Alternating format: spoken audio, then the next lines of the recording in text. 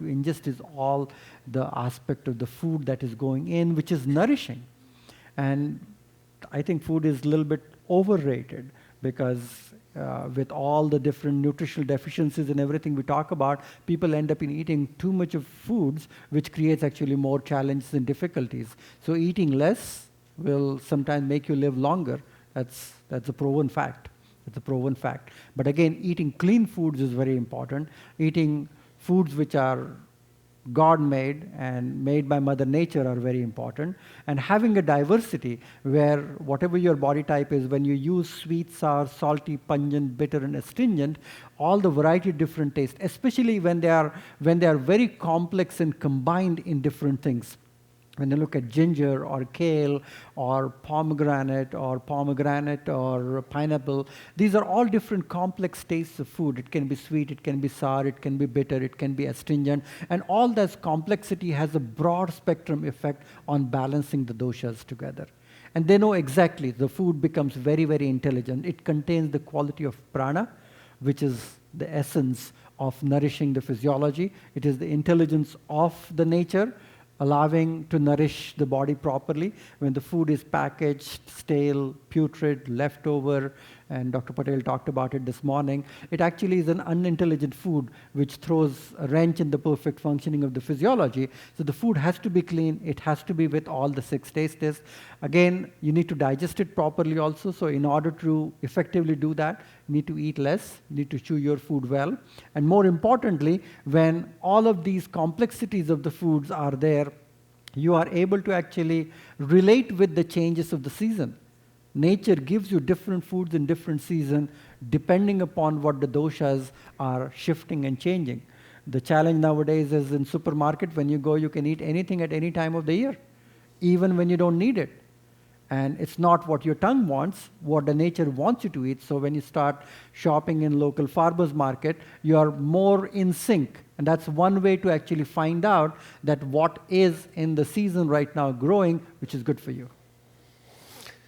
So a little bit on that now, if somebody wants to speed up their metabolism, too much kapha, then astringent, bitter, pungent will stimulate the metabolism. Stimulate the metabolic function. If somebody wants to lower their metabolism, sweet, sour, and salt will do that. Yeah. And then somebody wants if at all there's more pitta or more heat or inflammation, you want to eat something which is sweet and bitter and astringent. Those are pitta lowering taste. If you're eating pungent and salty and sour, it will increase and promote inflammation. So it will going to increase your pitta. If you're eating taste which are blended with the qualities, because we are not only looking at taste, but also looking at the qualities. For example, if I'm eating foods which are bitter and astringent, which are cold, which is like a salad or something, then it's going to increase vata, because bitter and astringent taste are vata aggravating. If I'm eating it cold, that adds to that dimension of increasing more vata. So you need to blend the taste with the qualities, and then you have a complete different understanding of what food you are eating and what it is doing to your body as such. Sometimes when I'm talking to my patient, they tell me that they're eating green tea ice cream, and they're telling how good it is, and I said, you're kidding yourself. It's still sweet, it's still heavy, it's still soft, it's still cold, it's still sticky, and it's going to help you gain some weight and increase your kapha anyway. So the qualities and the taste blended together will actually give you a very clear understanding what it is going to do to your body. You know, this afternoon while you were speaking, I met two different experts on Alzheimer's. And there's some of the research that we're doing, Alzheimer's. It seems to be such a huge epidemic in the United States that anyone who's over 80 almost certainly has some kind of cognitive dissonance and some kind of cognitive problem. And the main culprit happens to be petroleum, which is our food is full of petroleum products. Okay, Agent Orange, the killing fields of Vietnam, that's going into our food as a result of industrial food production, insecticides, pesticides. So I was talking to a scientist from UCLA who they've seen dramatic improvement in cognitive function just by changing the diet, okay, in the direction of more organic, less, not industrially produced food that comes from a factory, which is most food these days. If you're eating exposed to Agent Orange and you eat another orange spice, which will be very good for Alzheimer, which would be turmeric, and again, petroleum you're talking about, it's increasing the pitta, promoting the inflammation. So it's making the body, setting it on fire. So when you eat turmeric, which is bitter and astringent, is lowering the pitta. And that's exactly what is good for your heart as well as your brain both. And we are realizing that. And I think Dr. Hyman will be here tomorrow. We'll be talking about how Alzheimer is type 3 diabetes. So when you use the right kind of spices, whether it's cinnamon or turmeric, good for heart, good for your brain. So it's good for lowering your cholesterol. It's good for reducing the plaque in your cerebrovascular arteries. So everything that we talk from Ayurvedic yogic point of view, it actually connects the dots so easily and so effortlessly. When you do pranayama or breathing, good for your heart, good for your brain. When you get good night's sleep, good for your heart, good for your brain. When you eat the right kind of spices, good for your heart, good for brain. Opening the circulation, improving the communication. I think the food is more effortlessly connecting all the dots instead of trying to identify something which is isolated and more synthetic and trying to really find the pathways how it will work. Because there are numerous ways that it is having its network, the way it will connect and it will work. And I think some of these foods are so smart that they will know exactly where to start the house cleaning in which person at what time. How about the state of awareness when you're eating your food? So before I ask him that question, when I was first getting introduced to Ayurveda and looking at correlations, there was a study, this is 1980, in the journal Science, where these scientists were looking at atherosclerosis, hyperlipidemia in mice and rabbits. So they were rabbits especially because they get cholesterol very fast and they get hardening of the arteries. And so they were feeding this food that was very high in cholesterol to these rabbits, and they would all get high cholesterol and atherosclerosis. But then the investigators found that there was one group of rabbits that was not getting the same effect, even though they were getting the same diet. And afterwards they found out that the technician who was feeding these rabbits, instead of just throwing the food at them, he would take them out of their cages and pet them and cuddle them and say nice things to them and then give them the same poisonous food. But now their neuropeptides, their neurotransmitters were different, and they shunted the cholesterol in a different metabolic pathway. So of course we have a culture where people are gobbling a sandwich and driving and on a cell phone at the same time. What does that do to how our food is metabolized? It's the lack of presence and lack of awareness. And just to complete what you were saying is your energy changes the matter. So it's the whole concept of consciousness, energy, and matter. So matter is one aspect, but when you're not paying attention to what you're eating and how you're eating, then you don't recognize the taste, first of all, because you are paying attention to something else. You don't recognize the taste. All the digestive juices are not secreted at the right time, so the body is not ready to receive the food.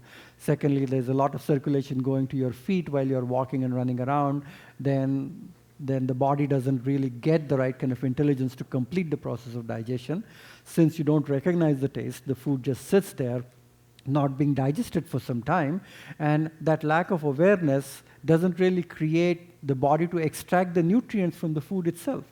So the presence, settled awareness, what is required, not only for food, but for anything. We call it as sankalpa. San means positive and kalpa means transformation. So just with your attention, you are bringing in the transformation with your awareness. When you're about to start your car and drive, just take a nice deep breath and be ready for the next move. Or when you're about to eat your food, just close your eyes, bless your food, and be ready for eating. So you're allowing the body to let it know what you are doing exactly at that time. So especially in terms of food, recognition of the taste, digestive function, absorption of the nutrient, it's such a complex process, and we need to really respect that ability to note the satiety. I mean, there was a recent research which came out that many of us actually reached for a snack when in fact we were thirsty. So we are becoming so dumb that we can't differentiate between thirst and hunger. And also, we don't smell the food. If we don't even The smell smell and the taste of food is very important. If you consciously pay attention to that, all your brain centers and your digestive processes and all the metabolic factors that are involved become part of your biology through mindful eating. You're eating, that's all you're doing. You're feeling the sensations in your body, you're enjoying the taste, the smell, and you're not speaking when the food is in your mouth, only when the food is in your stomach. These are very simple things, but they affect how the food is metabolized. And most of the time you end up in overeating that food, because before you realize watching that football game, the bag of chips is gone, or the bucket of the ice cream is gone, or something like that, because you're unconsciously eating. You're not at all paying attention to how much quantity of food is going in, neither you're enjoying it, and that's just a toxic ama that is sitting into your system as such. So before I talk about gene expression, mind-body types, which I want your input on, about 2 months ago, I have a place in New York where I have a studio, and sometimes we have guest faculty. And there was Thich Nhat Hanh. How many people know Thich Nhat Hanh, the Vietnamese monk? He's an amazing presence, and he's also a calligrapher. It's just an interesting story. So he was drawing a circle and painting as a meditation. And he started by saying, I now invite my mother to draw this circle with me. Then he said, I now invite my father to draw this circle with me. And then he said, I invite all my ancestors to draw this circle with me. I invite all my animal ancestors. And he went all the way back to microbial ancestors. And even as he was doing the meditation, suddenly I had this experience that all your ancestors are alive in you right this moment, in every cell of your body as your gene expression. You couldn't do a single thing if one of them was missing. Your body right now, and the genes, the DNA in every cell, is all your ancestors going back to the beginning of time. And that was such an amazing insight. I picked up the phone and called Rudy. I said, technically speaking, this meditation really tells us that our genes are, in a way, all the karma from the beginning of time, and yet this karma is modulated by how we behave at the moment. That's the whole genius of this whole epigenetic story, that you don't have a fixed karma. Even though the genes are the repository of all the record of your ancestors and their experiences, you have the ability right this moment to change that, because the way you think, the way you feel, the way you behave, and your mindfulness will change that activity. So genes are not fixed. That's the big thing we have learned through the whole epigenetic story. Your genes are not your destiny. They used to say that even 10 years ago. It's in my genes, it's in my cholesterol and heart disease and all this is in my genes. Well, that's not the story anymore. And this has all happened in the last 10 years. So how do we relate gene expression to the mind-body types? I think that's exactly the concept of Prakriti all about. The word Prakriti and the English word procreation actually comes from this root Sanskrit word Prakriti. So Kriti means creation, and Prakriti means creation according to a plan. So from point to infinity, so from the first cell to all the 100 trillion cells that you talk about, it has carrying that memory and information from that single cell, to the and it beginning of actually time. goes back from infinity also. So from infinity it collapses to the point, and from point it goes to infinity again, and then it collapses again from the point. So you're actually looking at you as your starting point, as a junction point, where millions of memories from your ancestors is coming here, whether you're talking about Great Depression, you're talking about the difficult times in their lives or whatever it is, the mentality, the upbringing, the color of the hair, eyes, so much of information, it's all coming together to that point of fullness, and from where you start expressing. And you have a choice to start with those limitations and slowly start transcending some of those limitations. So when we talk about Prakriti, is understanding some of those mind-body connections that you started or you were born and brought up with your parents, and then all the experiences that you have had. So you don't have a complete choice of exactly what karma the child would bring, but you will cultivate certain experiences, especially in their growth, their upbringing and everything, so that it starts modulating some of those things. When we talk about some of these genetic curses that we have, they're mostly related with they were eating that kind of food, they were thinking this way, they were behaving that way. That's why the children started thinking, behaving, acting that way, and they have the same diseases what their parents had. And so it actually runs in the families, that kind of eating or that kind of behaving, and that becomes a part of those things. So they are not those 5% penetrating genes we talk about. So mind, body, constitution, Prakriti is a very unique Ayurvedic concept. It actually gives you an idea about to look at your parents, to start your journey and start paying attention to everything else. The physical Prakriti, or the Deha Prakriti, Sharir Prakriti, it may have some variation depending upon Vata, Pitta and Kapha, which is the hardware that you have, but you can always have a different software, the way your mind behaves and the way you will have experience, and you can rise above some of those limitations.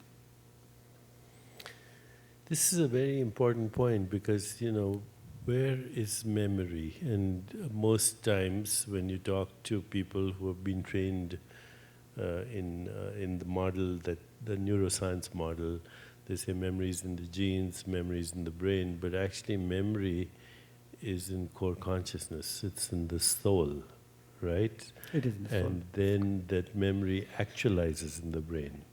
It actualizes in the genes. But if you can transcend, then you wash away that memory. Or that karma. So every time you transcend, which means you go into the little gap between your thoughts, you're washing away a little bit of that karma. Is that correct? You erase that. Yeah. You erase that and you purify yourself. So in some way, Alzheimer's is a blessing because you don't hold on to some of those things what are holding you in the back at times. But some degree of your ability to erase some of those things which are creating some of the patterns, some of the vasanas, some of the impressions which are allowing you to feel stuck and feel unhappy about. Because every time you meditate, every time you reach to a thoughtless state or in the gap as we talk about, we actually realize to that state. And the Ayurvedic concept of looking at it, this is a state of Prakriti. And the moment we transcend the Prakriti, we are in the field of Purusha. We are from the state of manifestation to the state of unmanifest or avyakta. So we just go to that state where there are no real memories and there are no limitations. So your ability to tap into that potential of Purusha or unmanifest, where even though you are not able to erase everything completely, but you are able to minimize the fluctuations the way your mind is working. And then as you imprint your soul with new memories, which are more holistic than the old memories, even if they're not erased, they're overshadowed by that. Yeah. And as I said, that this is such an important thing, especially from an Ayurvedic point of view. They give a lot of importance to conceiving a child at a proper time. Means we talk all about the daily routine and seasonal routine. So you want to conceive child exactly at the time at the childbearing age when you want to offer the best of your tissues to your children. So when you're doing it in 40, 45, 50, it gets too late. You're violating the laws of nature. So you want to do it really properly and pay attention to the first 5 years, for the first 10 years for making up their mind, making up their behavioral patterns and everything. So it's such an important task and job that one has, because from an Ayurvedic point of view, prepartum, postpartum, the neonatal care is a whole science of creating those shifts and changes in the babies at that moment so that you don't have to worry about them for the rest of your life. And your mental state, even before the baby is conceived, and all the experiences in the womb will determine epigenetically what the behavior will be. And now, of course, science is just catching on. So if you take mice, for example, and you give them a pleasant smell, and you give them a mild electrical shock, then for the next 7 generations, the mice will be afraid of that smell. Okay, how is that? What's the mechanism? We don't know. But we do know that memory transfers epigenetically. So it's not exactly in the DNA, it's in the expression of the genes. Rudy was also telling me that in Hawaii, when he goes on his vacation, he's next to a cattle farm where the cattle are enclosed with an electrical fence. And if a cow has been zapped, then the next generation will not go close to that fence because they have the memory. It's sanskara. It's a sanskara. It's a sanskara. So sanskara means the seed of memory, right? It is, and we see that common expression of whether it's the scarcity mentality, how you spend money, how you hoard money, Everything. or how much you eat and how much you want to clean the plate, or all those things. There are all these subtle impressions that are still lingering into your psyche for such a long time, for ages and generations together. And so the key again is to be the silent witnessing awareness of your own self. As Krishnamurti used to say, the highest form of human intelligence is the ability to observe yourself without judging yourself. Because in the mere witnessing of your own self, there is a bit of transcendence and a bit of insight, okay, and a bit of change. And every time you're mindful of witnessing your thoughts, your feelings, your behaviors, your speech, the more you do that, the more you realize that you are the eternal witness of all that happens, and that starts to cause a shift. Let's talk a little bit, because I think Kimberly must have mentioned a lot about detox. Is she still here somewhere? Yeah. She's there, yeah. There she is. Isn't she great? Yeah. Absolutely. So she's big on detox, and everybody asks these questions. So what exactly is detox? We do some here with Purify.